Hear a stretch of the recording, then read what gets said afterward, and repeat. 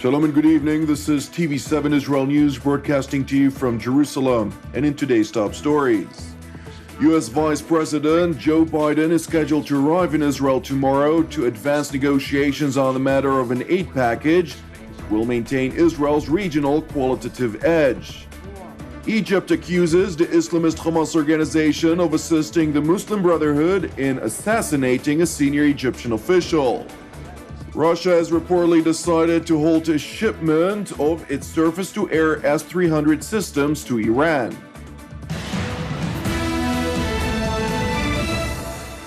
United States Vice President Joe Biden is scheduled to arrive in Israel tomorrow for an official two-day visit. According to reports, Biden is expected to meet with Prime Minister Benjamin Netanyahu in hope of expediting an end to U.S.-Israeli negotiations over a new American defense aid package to the Jewish state. The military aid is meant to ensure Israel's qualitative edge in the region, following a nuclear agreement reached between world powers and the Islamic Republic of Iran that has lifted crippling sanctions from Tehran's economy. The nuclear agreement has bolstered Iran's ability to replenish its military stockpiles as well as upgrade its entire military and support its regional proxies, including the Islamist Lebanese Hezbollah group, a fact that has challenged Israel's regional superiority. השבוע יגיע הנה לביקור ידידנו סגן נשיא ארצות הברית ג'ו ביידן. הביקור הזה מבטא את היחסים האיתנים בין ישראל לבעלת בריתנו ארצות הברית. יש מי שכבר חזה את קריסת היחסים הללו, לא כך הוא, היחסים הם איתנים בכל המישורים, וגם מול האתגרים שאנחנו עומדים במשותף מולם באזורנו. על כך כמובן אדון עם סגן הנשיא בביקורו. Prime Minister Benjamin Netanyahu at his cabinet meetings weekly remarks stressed the developing relations Israel advances worldwide, noting the significant international perception of Israel's contribution to the fight against radical Islam, among others. אני חייב לומר שבמקביל ליחסים עם ארצות הברית אנחנו בונים יחסים אחרים, נוספים כמובן, עם מדינות רבות בעולם.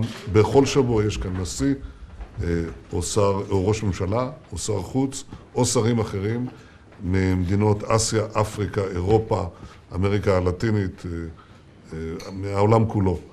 והדבר הזה מבטא כמובן את הנכסיות של ישראל היום במאבק, גם נגד האסלאם הקיצוני וגם לתפוס את הזדמנויות העתיד, בייחוד בטכנולוגיה. Now to another matter, the Palestinian Authority formally informed Israel that it would stop security coordination with Israel if the IDF were to continue make incursions into Area A, the parts of the West Bank that are under full Palestinian Authority control, and if Israel were to remain opposed to restoring the security status granted by the Oslo Accords to areas A and B. The latter is an area under Palestinian security control but is still administered by the IDF civil administration under martial law. The Palestinian decision was recorded in a document of recommendations that was drafted by PLO Executive Committee Secretary General Saeb Erekat, in which he submitted to the Palestinian leadership. The document further recommended beginning to disengage from the Israeli shekel currency and the Paris Protocol, and to economically disengage from Israel while establishing an independent Palestinian national economy.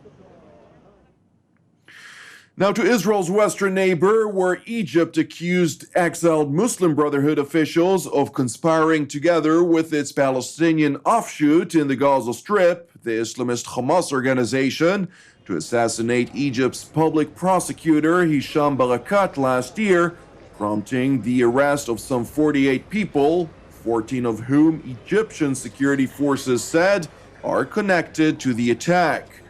64-year-old Barakat was killed by a car bomb in Cairo in June of 2015, being the most senior Egyptian state official assassinated since the toppling in mid-2013 of elected President Mohammed Morsi of the Muslim Brotherhood.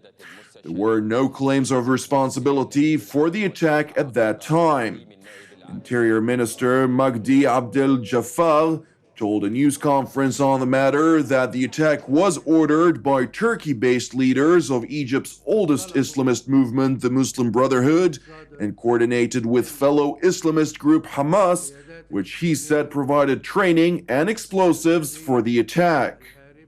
وإنه هذا المخطط كان منطلقه التوجيه الصادر من القيادات الإخوانية الإرهابية الهاربة بتركيا وبالتنسيق مع الذراع الآخر المسلح لجماعة الإخوان المسلمين في غزة وهو حركة حماس التي ضلعت بدور كبير جدا في تنفيذ هذا المخطط وفي تنفيذ عملية اغتيال النائب العام بشكل خاص وأشرفت على العملية منذ بدايتها حتى انتهاء تنفيذها. Judges and other senior Egyptian officials have been targeted by radical Islamists since President Abdel Fattah el-Sisi, who at the time headed Egypt's military, ousted the Islamist president Mohamed Morsi, following mass protests against Morsi's attempt to garner executive powers that would safeguard the Muslim Brotherhood's rule for many years to come, bringing about a military intervention that led to a power transition.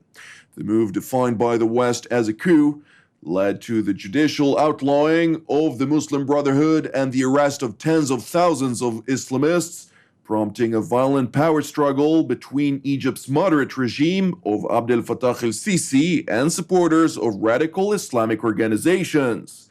Now, with regard to the Islamic Republic of Iran, Russia has reportedly decided to halt its shipment of its surface-to-air S-300 systems to Iran. According to the Kuwaiti daily Al Jarida, Russian President Vladimir Putin ordered to suspend delivery of the advanced aerial defense system because Tehran failed to live up to its assurances in which it would not deliver advanced weaponry to its Lebanese proxy Hezbollah. According to Al Jarida, Putin based his decision on information he received from Israel, in which it provided proof that the Iranians had attempted to transfer the advanced Russian-made SA-22 surface-to-air missile system to Hezbollah more than once. TV7 could not confirm the report, and both Israeli and Russian officials refrained from commenting on the matter. Now to another matter. Turkish Prime Minister Ahmet Davutoglu, who is on an official visit to Tehran, said that both Turkey and Iran, which support opposing sides of Syria's civil war, must develop a common perspective in order to end sectarian strife in the region. Iran, along with Russia, have stood by Syrian President Bashar al-Assad since the beginning of the 5-year civil war in Turkey's southern neighbor, while Ankara is Assad's most outspoken critic and has backed opposition forces in their bid to topple the Syrian regime. Iranian Vice President Ashar Jahangiri welcomed Davutoglu's delegation in a state ceremony, following which the two delegations held meetings in a bid to advance bilateral relations.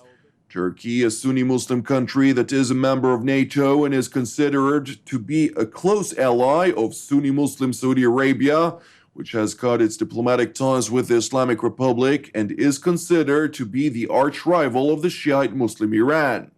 Turkey said it was concerned about Iran's growing grip of Lebanon, Syria, and Yemen, as the Shiite-Sunni Muslim wars continue to destabilize the region. The meeting comes days before the planned resumption of Syrian peace talks in Geneva. Thank you for watching us. Keep praying for the peace of Israel and the peace of Jerusalem. I'm Jonathan Hassan. Have an Erev Tov and Shavua Tov. We will see you again tomorrow at the same time.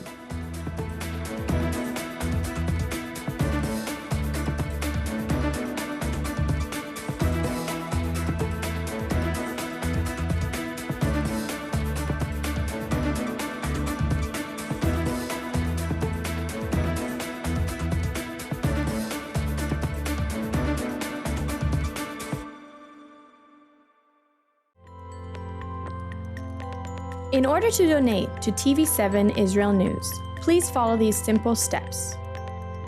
first press the Donate logo located at the bottom left side of TV7 Israel News Facebook page, or on the Donate tab at the head of the page. Then insert the amount you'd like to donate, and fill in your credit card information. Just like this. And press Review Donation and continue. After reviewing your donation details, please press Donate to finalize your donation. That's it! Your donation is now complete, and an email with your donation details has been sent to your email address. You can also print your donation receipt by pressing the link here. Thank you for supporting TV7 Israel News.